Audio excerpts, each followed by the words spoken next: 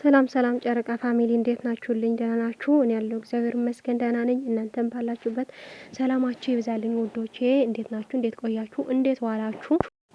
ያው ዛሬ እንግዲህ ጨረቃዎቼ መጥተዋል።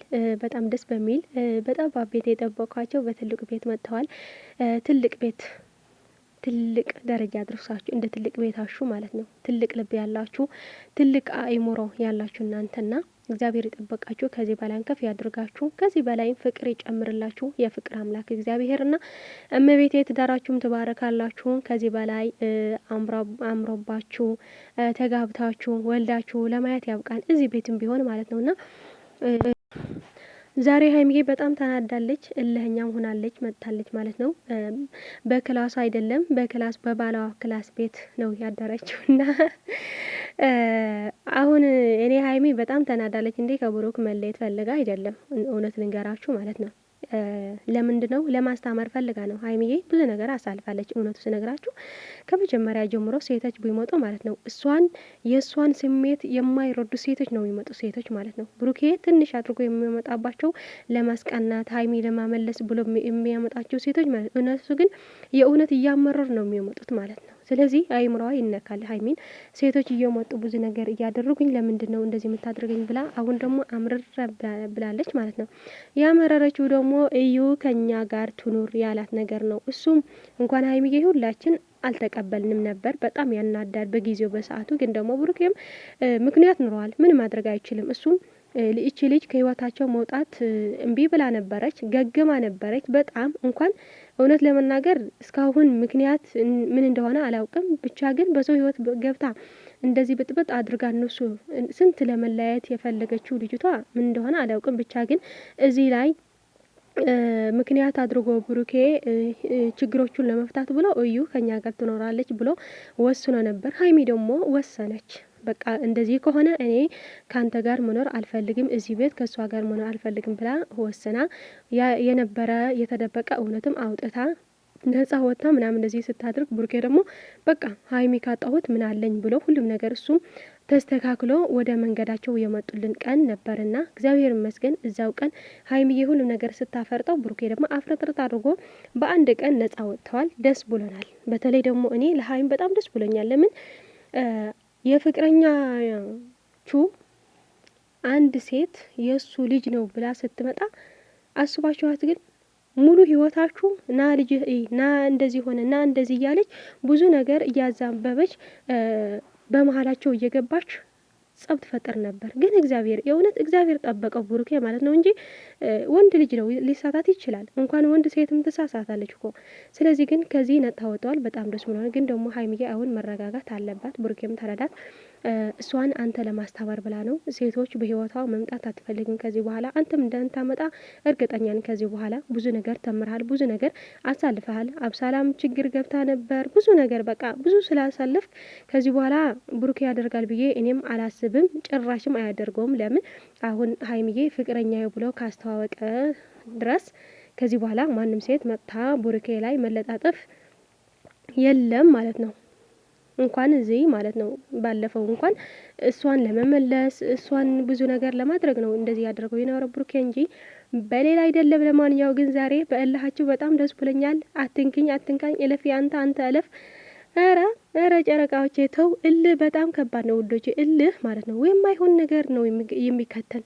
እኔ በጣም እልህኛ እውነት ልንገራችሁ፣ እልህ ተይ ሁሌም ይባላለሁና ግን ደግሞ እኔ እልህ የምለው ነገር በቃ የወሰንኩት ወይም ደግሞ በቃ ያወቅኩት የሆነ ነገር በቃ እንደዚህ አድርጋለሁ ካልኩ እኔም ደግሞ ድርቅ ነው ምለው። ሀይሚዬ ደግሞ የምትወደው ነገር ለማግኘት ብላ እንደዚህ ብላለች። ግን ችግር የለውም ታገሳት። አንድ ቀን ሁለት ቀን ምግብ ትብላ። ከዛ ደግሞ የሆነ የሚጠጣ ነገር አጠጣትና ከዛ ትበርዳለች። በአንድ ቤት ሆናችሁ እውነት ከመቅረት ወይም ደግሞ ከሌላ ከመምጣት በመሀላችሁ ሰው ሆኖ እንደዚህ ከምትመጡ ብቻችሁ ሆናችሁ እንደዚህ ስትመጡ በጣም ደስ ይለኛል። ጭቅጭቃችሁ ለእኔ እንደ ፍቅር ነው የማስበው ውዶቼ። እውነቴ ነው። እናንተ እንዴት በጣም ነው ያሳቁኝ ዛሬ ማለት ነው። እሷ ሲባል ልክ እንደ ልጅ እኮ ናቸው።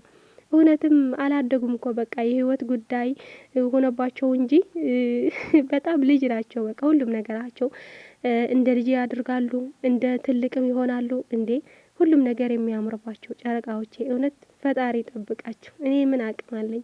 ምንም ብገልጽ ምንም እወዳችኋለሁ ቢልም እንኳን ለእናንተ እኔ እንጃ። ብቻ ግን ጨረቃ ፋሚሊ እንኳን ደስ አላችሁ። እናንተም ያስባችሁት ነው የተሳካ። ጠለፋት እያላችሁ ነበር፣ ተጠልፋለች። ከጠለፋት በኋላ ደግሞ ቀለቤት ሽማግሌ ምናምን የምትሉ ሰዎች ማለት ነው፣ እውነቱ ልንገራችሁ ቀለበት ወይም ደግሞ ሽማግሌ እናንተ የሚያስራ ነገር አይደለም። የሚያስራቸው ነገር ልባቸው ያለ ፍቅር ነው። በቃ ፍቅር ከሌለ ሁሉም ነገር ባዶ ነው። ምንም ሽማግሌ ቀለበት ምንድን ነው? ቀለበት እኮ ይታሰራል፣ ይወልቃል ውዶቼ። በልብ ያለ ፍቅር ግን ለዘላለም ነው የሚኖረው። ፍቅር እስከ መቃብር ያድርግላቸውና እውነት አንዳንዴ ሰዎች ብዙ ነገር ትላላችሁና አንዳንዱ በቃ ከንጽህና ልባቸው የተነሳ እነሱ ላለ መለያየት ምናምን ፈርታችሁ ሊሆን ይችላል። ግን ደግሞ ፍቅር ዋናው ነገር ፍቅር ነው። ፍቅር ከሌለ ምንም ነገር የለም። በቃ ምንም ብር ቢኖራችሁ ምንም ነገር ቢኖራችሁ ያለ ፍቅር መኖር አይቻልም። በቃ አሁን ሀይሚዬ ብዙ ነገር መስዋዕት እየከፈለች ያለችው ለምንድን ነው? ስለምታፈቅረው። ብሩኬ ስለሷ ብሎ ብዙ ነገር እያደረገው ያለው ለምንድን ነው? ስለሚያፈቅራት ነው። ፍቅር ባይኖራቸው ኑሮ ዛሬ አንድ ላይ አይኖሩም ነበር። በቃ ብዙ ነገር የሚያላይ በመሀላቸው እየተፈጠረ ነበር። ግን ደግሞ ፍቅር እውር ነው አይደል? ፍቅራቸው እያሸነፋቸው አንድ ላይ ይሆናሉ። ስለዚህ ዋናው ነገር ፍቅር እንጂ ቀለበት ወይ ደግሞ ሽማግሌ አይደለም፣ ወይ ደግሞ መጋባት አይደለም። ዋናው ፍቅር ነው። በቃ ዋናው ማለት ነው። ተጋብተው የሚለያዩ ለምንድን ነው? ፍቅር ስለሌላቸው ነው። ፍቅር ቢኖራቸው ምንም ነገር ታግሰው አልፈው አንድ ላይ ይኖሩ ነበር። ስለዚህ ዋናው ነገር ፍቅር ነውና በፍቅራቸው ይጽኑልን። ፈጣሪ ደግሞ ይጠብቃቸው። ከዚህ በላይም ከጠላት ከሁሉም ነገር ይጠብቃቸው። ከቀናተኛ ሰው ይጠብቃቸው። እውነት ብዙ ሰው ይቀናሉ በእነሱ ማለት ነው። ባይቀኑ ነው የሚገርመኝ ሲጀመር ማለት ነው። በእነሱ የሚቀና ሰው ወዶ አይደለም። እውነቱን ስነግራችሁ ወዶ አይደለም። በውስጡ ሰይጣን ስላለ ነው። ሰይጣን ደግሞ እንዲቀናባቸው እነሱ ላይ ክፉ እንዲናገሩ ወይም ደግሞ ክፉ እንዲሰሩ ስለሚገፋፋቸው ነው እንጂ ሰዎች ሆነው አይደለም። ለምንድነው እኛ ብዙ የምንወዳቸው የማንቀና በእነሱ? በቃ ከዚህ በላይ ከፍ እንዲሉ የምንጠብቀው ለምንድነው? የምንፈልገው እኛ ራሱ ለምን ይመስላችኋል? እና ሀይሚዬና ብሩክ ሰላምና ፍቅር አድርጋችሁ ከነገ ወዲያ ሀይሚዬ ደግሞ ተረድተው ይህን ነገር ለማስተማር ብለሽ እንደሆነ አውቃለሁ። ግን ደግሞ ይበቃል። አንድ ቀን ሁለት ቀን ይበቃዋል። ከዚህ በኋላ እንዳትቀጭው። ቅጣቱም ቢሆንም አታብዡ ሀይሚዬ። አንዳንዴ ሲበዛ ማርም ሲበዛ ይመራል ይባላል እና ሁሉም ነገር ሲበዛ ይመራል። አንቺ ሴት ነሽ። ሴት ደግሞ በጣም ብልሃተኛ ጥበበኛ ናች። ይበቃል። ከዚህ በኋላ በውስጥ አውርታችሁ ከዚህ በኋላ እንደዚህ አታደርገኝ፣ ስሜትን ተረዳኝ ብለሽ ወደ ፍቅር ወደ ሰላም እንደምትመጡ ባለሙሉ ተስፋ ነኝ።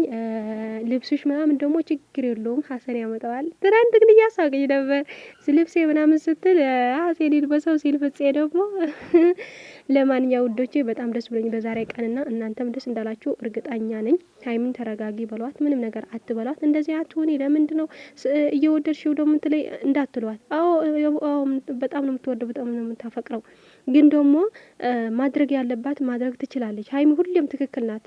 እውነቴ ነው። ሁሌም ትክክል ናት። የምትሰራው ሁሉም ነው የምትወስነው፣ ሁሉም ልክ ነው። በቃ በጊዜው ልክ ነው። ከጊዜው በኋላ ልክ ላይሆን ይችላል። በጊዜው ግን ልክ ነው። ስለዚህ ሁላችሁም ታረቁልን ምናምን እያላችሁ ጻፉ። የሚጻፍ ክፉ ነገር እየቀረጻችሁ ምናምን ስለሚደርሳቸው ክፉ ነገር አትናገሩ፣ አትጻፉ። መልካም ይሆናለን። ያው ባይ ባይ ውዶቼ፣ ወዳችኋለሁ። ሳብስክራይብ እያደረጋችሁ አዲስ ካላችሁ ማለት ነው። እንደዚህ ማለት ደግሞ ጀመርኩላችሁ። አዲስ የተከፈተ ደግሞ ማለት ነው ሳብስክራይብ አድርጉ ውዶቼ። ይሄን ሜሽን አድርገዋለሁ። መልካም ጊዜ መልካም። እስከዚህ ድረስ ከመጣችሁ ማለት ነው በጣም ወዳችኋለሁ ከልቤ የምር